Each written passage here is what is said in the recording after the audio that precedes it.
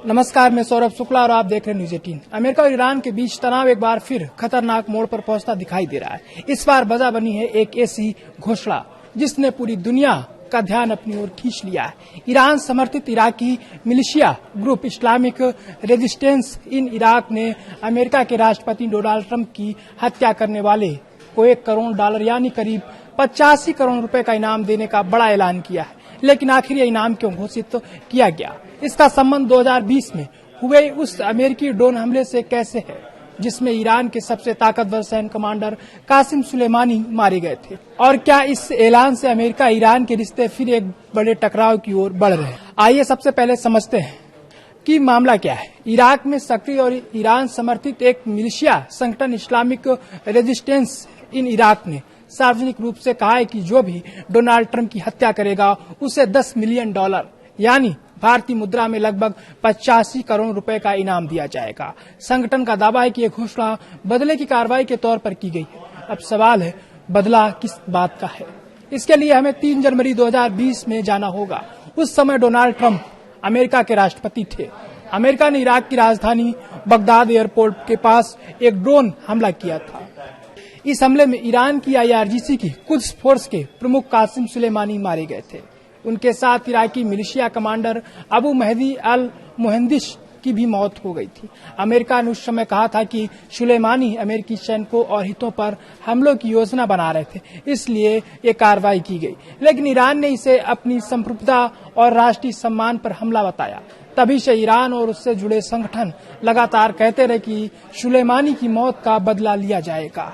अब इसी कड़ी में इस नए बयान को देखा जा रहा है। मिलिशिया ग्रुप ने अपने बयान में ट्रंप को हत्यारा बताते हुए कहा कि उन्होंने सुलेमानी और मुहंदिस की हत्या का आदेश दिया था, इसलिए उनकी मौत के लिए इनाम घोषित किया गया है। अब बात करते हैं कि यह बयान अभी क्यों आया।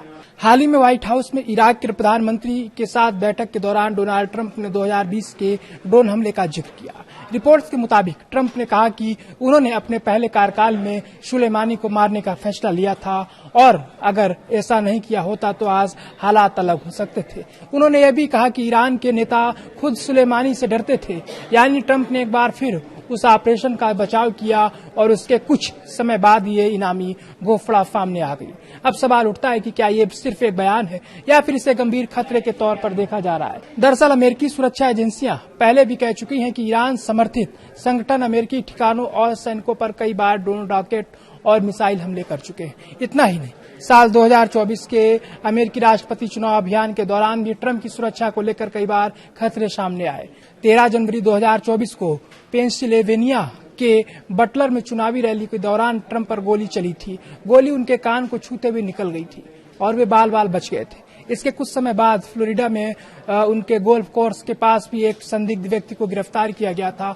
उस समय अमेरिकी अधिकारियों ने दावा किया था कि सुलेमानी की मौत का बदला लेने की साजिशों की जांच की जा रही है और ईरान से जुड़े तथ्यों पर भी नजर रखी जा रही है। हालांकि ईरान सरकार लगातार किसी भी आधिकारिक हत्या की साजिश में शामिल होने के आरोपों से इनकार करती रही है। अब इस पूरे घटनाक्रम का बड़ा असर क्या हो सकता है? विशेषज्ञों का मानना है कि ऐसे बयान अमेरिका और ईरान के बीच पहले से मौजूद अविश्वास को और बढ़ा सकता है। अगर किसी भी तरह की नई हिंसक घटना होती है तो इसका असर सिर्फ इन दोनों देशों तक सीमित नहीं रहेगा। इराक, सीरिया और पूरे पश्चिम एशिया में तनाव बढ़ सकता है। याद रखिए, फिलहाल ये इनामी घोषणा एक ईरान समर्थित इराकी मिलिशिया संगठन की ओर से आई है। इसे ईरान सरकार की आधिकारिक घोषणा नहीं माना गया है, लेकिन ऐसे संगठनों के बयान को सुरक्षा एजेंसियां गंभीरता से लेती हैं, क्योंकि अतीत में इन पर अमेरिकी ठिकानों पर हमलों के आरोप लगते रहे हैं। अब देखना होगा कि अमेरिका इस घोषणा पर क्या आधिकारिक प्रतिक्रिया देता है और क्या इस घटनाक्रम के बाद पश्चिम एशिया में तनाव और बढ़ता है या फिर कूटनीतिक स्तर पर इसे संभालने की कोशिशें की जा सकती हैं।